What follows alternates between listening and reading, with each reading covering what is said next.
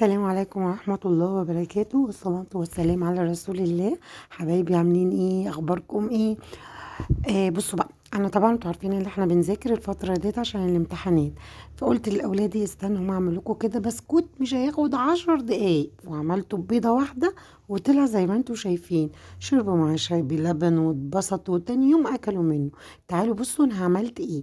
انا جبت معايا كوباية من السكر، جبت معايا بيضتين، فانا عشان قلت عايزاه يبقى كويس كده فانا هزود بيضتين، لان كان ده بيض بلدي ما كانش بيض احمر، فالبيض صغننه، فحطيت بيضتين. وقمت جايه حطيت عليهم كوبايه من اللي هي نسبه الدهون، اللي هي نصها سمنه ونصها زيت. ونزلت زي ما انتوا شايفين، وجبت البيكنج باودر والفانيليا، حطيت كله على بعضي، وجبت الملح وحطيته، ما فيش صعوبة ولا في حاجة خالص. مسكت المضرب بتاعه وفضلت شوية حبة بحبة من الدقيق ما يعادل من كوبايتين ونص ل3 كوبايات على حسب الدقيق بتاعك.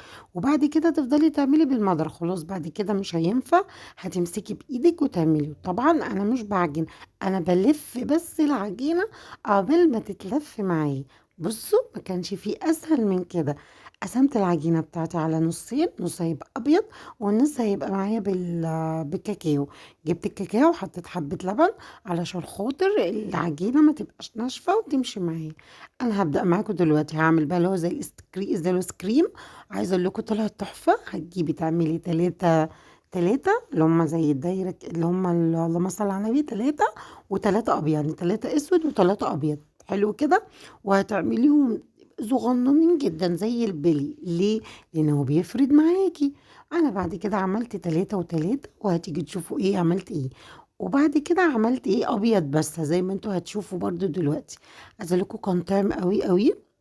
عندي ابني بقى اصلا بيحبه بالعصير، والتاني اللي شربه بالشاي باللبن، فكانوا مبسوطين بقى. التاني ابني الصغنن باخر العنود اللي مجنني ده بقى كان قاعد جنبي، فعمال يلعب بقى معايا. بصوا زي ما انتوا شايفين، طبعا انا ما دهنتش الصينيه، لان ده الحاجه البسكويت فيه نسبه دهون. بصوا بقى كمان دوت. انا بقى هجيب الابيض وبوريكم واحده كده وواحده كده عشان برضه تبقوا ايه شفتوا كله. انا جبت معايا بقى غطا ازازه بتاعه الميه المعدنيه، وهشكل. عايزه تعملي كده، عايزه تجيبي السكينه وتعملي شرايط، اللي انت كيفك فيه اعمليه. بصوا كان تحفه بجد. عايزه اقول لكم ان الابيض كمان كان احلى من الشوكليت، لان انا معظم الاولاد عندي اصلا ما بيحبوش الحاجات اللي بالشوكولاته كتير، فعلى طول حاجاتي معظمها بالفانيليا، او لو احنا هنعمل زي المولت والكلام اللي بنعمله مع بعضينا. بصوا بعد كده حطيته في الفرن على درجة حرارة 180.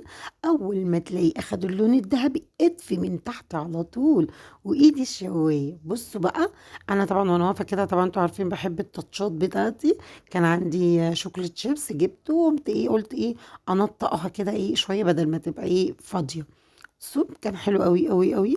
قلت لك بقى اللي جاب كوبايه لبن وغطس، واللي جاب شاي بلبن، واللي جاب حاجه ساقعه.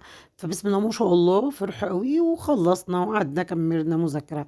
بالمناسبه يا جماعه، بكره اول يوم امتحانات، ادعوا لاولادنا ربنا يوفقهم ويكون معاهم يا رب. ده كان الفيديو بتاعنا النهارده، جربيه. بصوا ما خدش معايا 10 دقايق وكان عندك احلى بسكوت. ده كان الفيديو. لو الفيديو عجبك متنسيش في اللايك والشير. السلام عليكم ورحمه الله وبركاته.